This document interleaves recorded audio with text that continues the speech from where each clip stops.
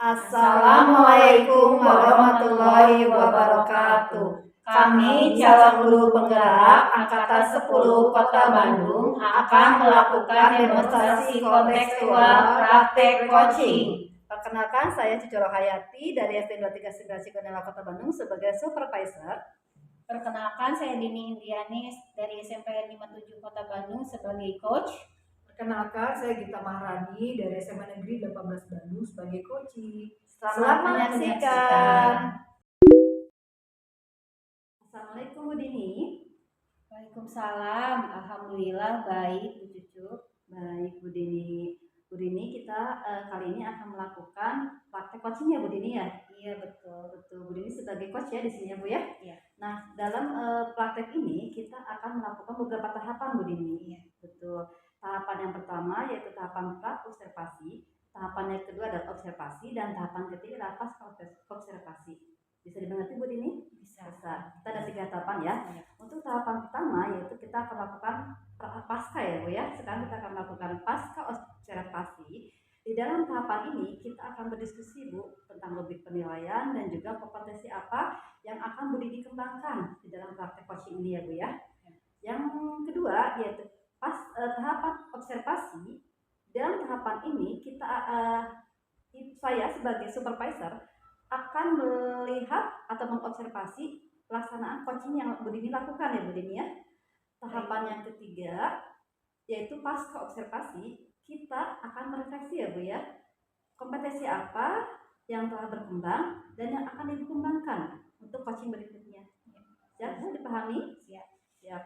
Oke, kita masuk ya Bu ya ke tahapan pertama yaitu tahapan pra-observasi.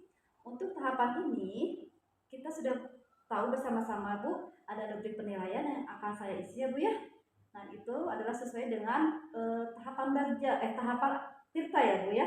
Tahapan tirta atau tirta yang telah kita ketahui bersama-sama ya Bu ya. Dan juga saya akan menilai Bu Dini dari kompetensi coaching ya Bu ya. Kompetensi coaching harus Ibu kuasai seperti kemitraan, kemudian kreatif, dan juga memaksimalkan potensi dari coaching sendiri ya Bu ya. Nanti saya akan melihat di pra-observasi ini ada tahapan yaitu melihat ya Bu ya kompetensi mana yang akan Ibu kembangkan Bu pada saat ini ketika coaching. Oke, baik Bu, dalam kegiatan coaching kali ini saya ingin kompetensi mendengarkan aktif dan kompetensi mengajukan pertanyaan berbobot. Oke, betul. Jadi ada 2 kompetensi yang akan Ibu kembangkan. Nah, Ibu yang lebih spesifiknya sekarang apa dulu Bu?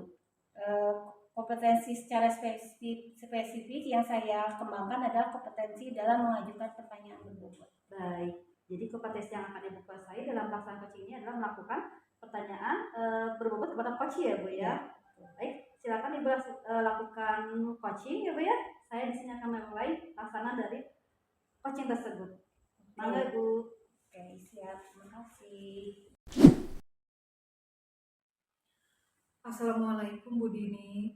Waalaikumsalam. Apa kabarnya hari ini Bu Gita? Sebenarnya saya kurang baik Bu. Kok kayaknya suntuk banget, kayak seperti ada masalah gitu. Iya, benar Bu. Saya sedang mengalami masalah di dalam pembelajaran matematika saya Bu Dini. Masalahnya apa kira-kira ya? Masalahnya apa? Begini Bu, ada ya Bu Dini kan tahu ya kalau di kelas saya itu ada beberapa pemain futsal yang mereka itu kadang pada saat pembelajaran saya mereka seperti tidak mau belajar Bu, enggan untuk belajar. Mereka hanya tidur-tiduran di kelas, tidak mau mengerjakan tugas. Padahal mereka kalau di luar kelihatannya bersemangat, tapi begitu masuk kelas pelajaran saya, mereka cuma diam, tidak aktif. Bahkan kadang-kadang ada yang mengganggu temannya seperti ngobrol dan tertawa-tawa. Kalaupun mereka izin keluar kelas lama sekali, bahkan ada yang tidak masuk lagi ke dalam kelas.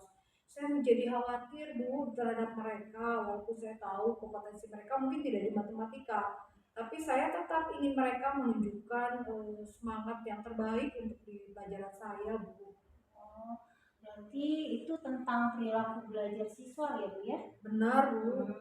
Dalam hal ini kira-kira sepertinya ada hal yang misalnya dari jam pelajaran, apakah ada di jam pelajaran lain juga atau hanya di jam pelajaran Bu Gita saja? Kelihatannya memang guru-guru yang lain juga komplain, Mengeluhkan iya sama. mengeluh. Kecuali ya mungkin guru olahraga, karena memang mereka aktifnya di olahraga. Sementara di pelajaran lain mereka tidak aktif.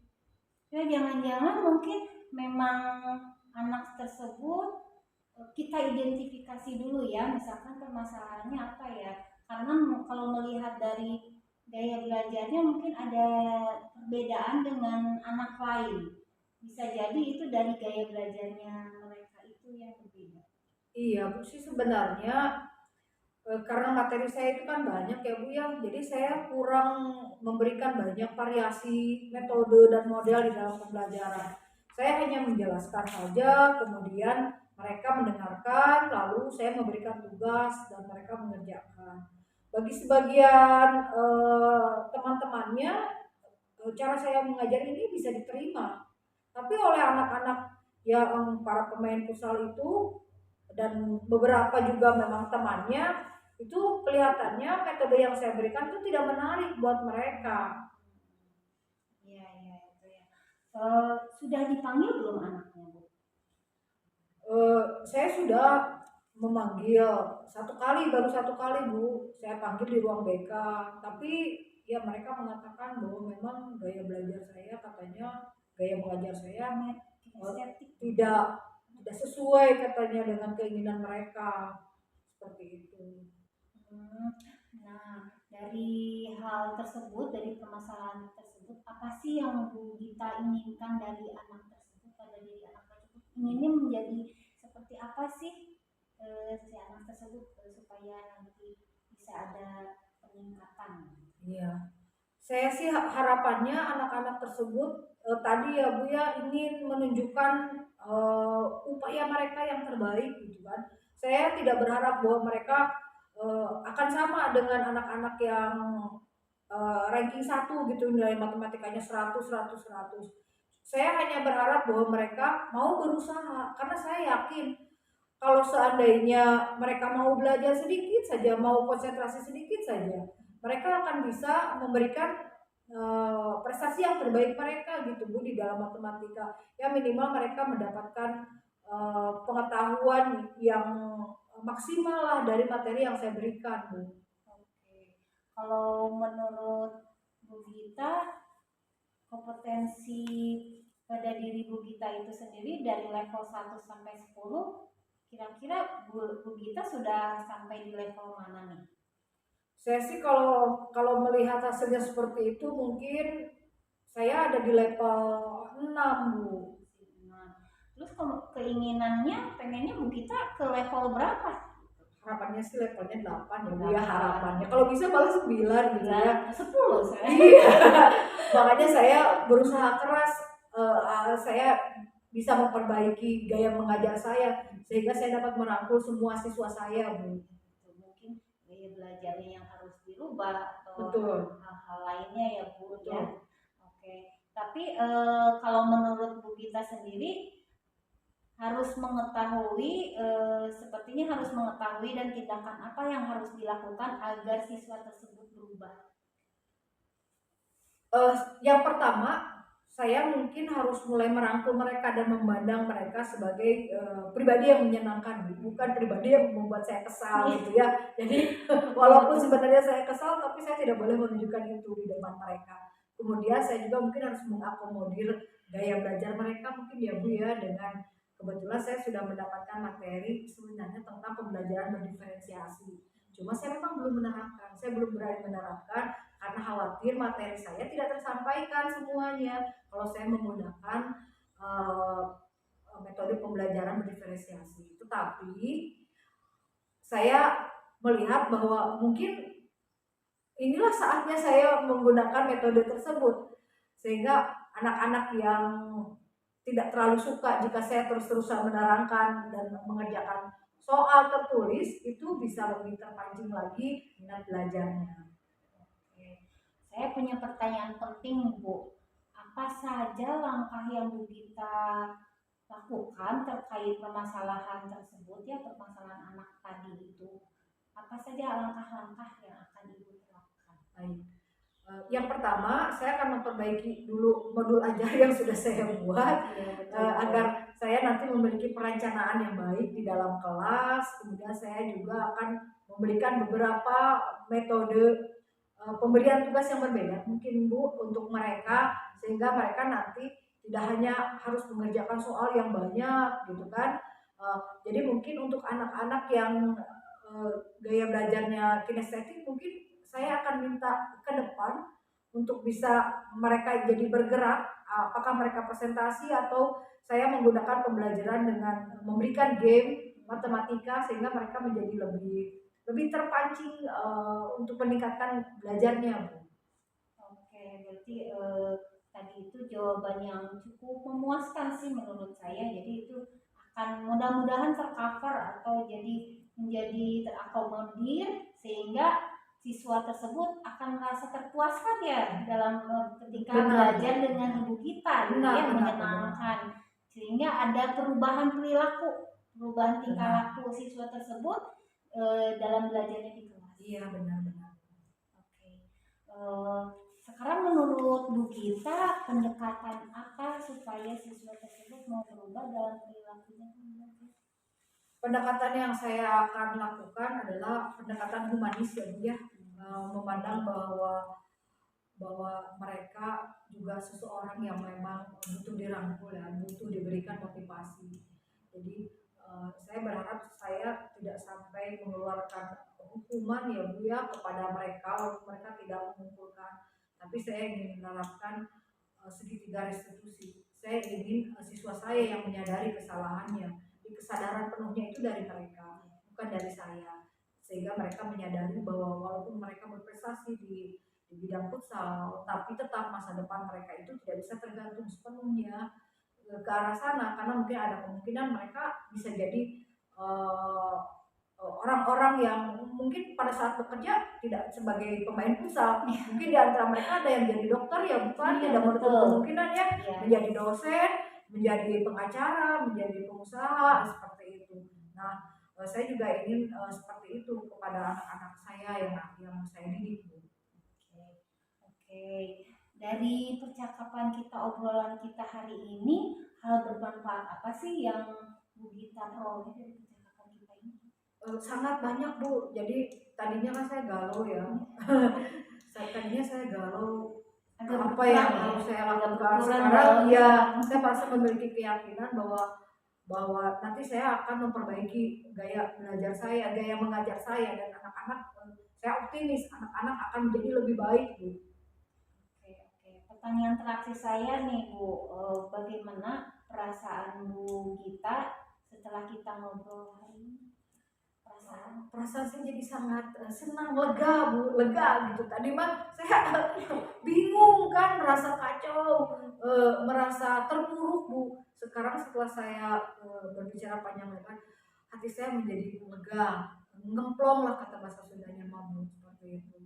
Iya, sama-sama Bu Gita. Alhamdulillah ya, saya juga merasa lega melihat teman saya yang tadinya galau jadi tercerahkan gitu ya. Jadi ada tersenyum lagi sekarang ya. Benar Bu, sekarang saya jadi bahagia. Saya berharap Bu Gita akan lebih bersemangat lagi dalam mengajar dan bisa beraksi dengan baik. Sukses, semangat Bu Gita. Terima kasih Bu. Assalamualaikum warahmatullahi wabarakatuh. Waalaikumsalam warahmatullahi wabarakatuh. Bu Dini, kita sudah masuk ke tahap terakhir ya Bu ya, yaitu pasca observasi ya Bu ya. Tadi Ibu sudah melakukan coaching ya Bu ya, masalah coaching terhadap Bu Gita ya Bu ya, sebagai coach Ibu. Dan alhamdulillah Ibu sudah melakukan pelaksanaan coaching ini sesuai dengan alur tirta ya Bu ya, yang kita sudah pahami bersama. Ibu sudah mengajukan tujuannya Bu Gita, mengungkapkan seperti apa, mengidentifikasi masalah Bu Gita, kemudian merangsang ya, memancing Bu Gita untuk mengembangkan aksinya ya, seperti apa memperbaiki masalahnya itu. Nah Bu Dini tadi kompetensi yang dikembangkan itu mengajukan pertanyaan bobot ya Bu ya. Namun saya melihat ada sedikit kekurangan ya Bu ya. Bisa Bu Dini ungkapkan?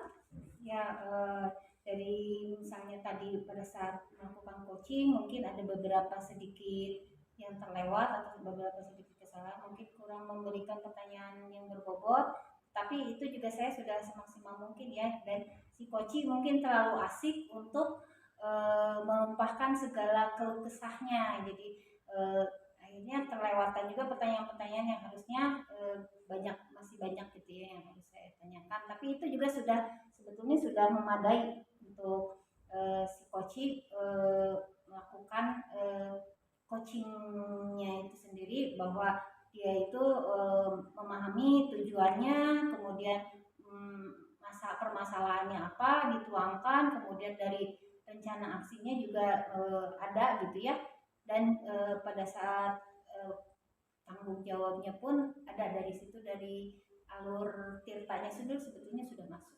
Nah, untuk meminimalisir ini Bu, untuk meminimalisir kekurangan tadi ya yang Ibu temukan ketika coaching itu, apa yang akan Ibu lakukan?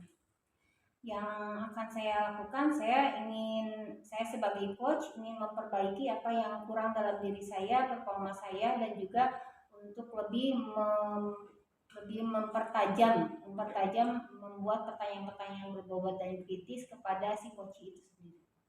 Jadi Bu Dini akan melakukan perbaikan dengan cara menyusun pertanyaan yang lebih berbobot mungkin ya Bu, sehingga si coach akan terdeteksi secara langsung ya Bu ya terhadap masalahnya, dan pertanyaan dari Bu Dini pun akan langsung tepat sasaran ya Bu ya terhadap masalah yang dihadapi coach.